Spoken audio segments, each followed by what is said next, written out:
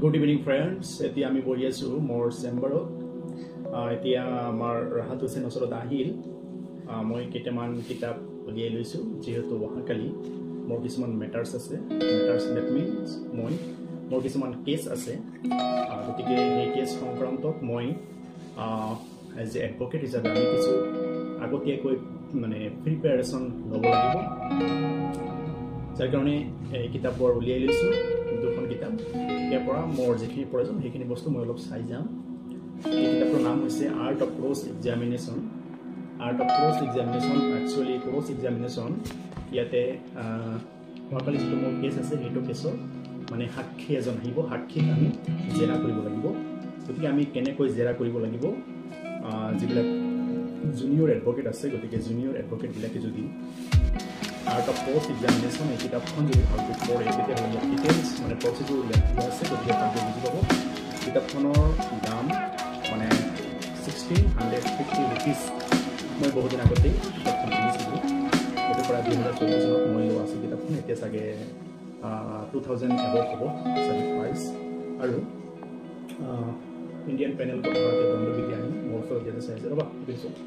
ইয়াতে আছে ৰত্নলাল এণ্ড ধীৰাজ লাল। যিটো কেছৰ মানে ছেকশ্যনবোৰ আছে সেই ছেকশ্যনবোৰ ৱাইজ মই এই কিতাপৰ পৰা কিছুমান বস্তুবোৰ চাম। চোৱাৰ পিছত তাতে মানে তোমাৰ ইন ফেভৰ সপক্ষে আৰু বিপক্ষে পইণ্টছবিলাক মই এই কিতাপৰ পৰা মই আজি সংগ্ৰহ কৰিম আৰু ভালদৰে মই নোট ফিক্স কৰিম। নোট কৰাৰ পিছত যেতিয়া আমি কাগজত ক্লিয়াৰ হ'ব সেইবিলাকক মই বেয়া কৰিব লাগিব। আৰু ডিফেন্স লয়াৰ হিচাপে মোৰ এটা ডিউটি বা সকলো ডিফেন্স লয়াৰৰ ডিউটি কেনেকৈ নিজৰ মানে ক্লায়েণ্টক সেই মকদ্দমাৰ পৰা আমি বচাব পাৰোঁ তাৰ কাৰণে আমি চেষ্টা কৰিম। যাৰ কাৰণে মোৰ এইখিনি আজি কৰিব লগা হৈছে। আজি চানডে আছে, গোটেইদিন মই মোৰ চেম্বাৰত কাম কৰিছোঁ। আপোনালোকে হয়তো ভাবিব পাৰে যে খালি ভিডিঅ' মানে বনাই থাকে, তেনেকুৱা নহয়। ভিডিঅ' বনাওঁ লগতে নিজৰ যিখিনি ডিউটি সেইখিনি কৰিব লাগিব। আৰু এইটো যিবিলাক জুনিয়ৰ লয়াৰ আছে গতিকে এই সিহঁতক মানে ছাজেষ্ট কৰিম এনেকুৱা ধৰণৰ বুকছ আপোনালোকে ল'ব লাগিব। IPC ইয়াৰ দাম আছে 2295। গতিকে এইখিনি কিতাপ পঢ়িব লাগিব। গতিকে ভাল এডভোকেট হ'বলৈ হ'লে নিজৰ লাইব্ৰেৰীত মানে কিতাপ থাকিব লাগিব আৰু এডভোকেচি ভালকৈ মনোযোগেৰে কৰিব লাগিব।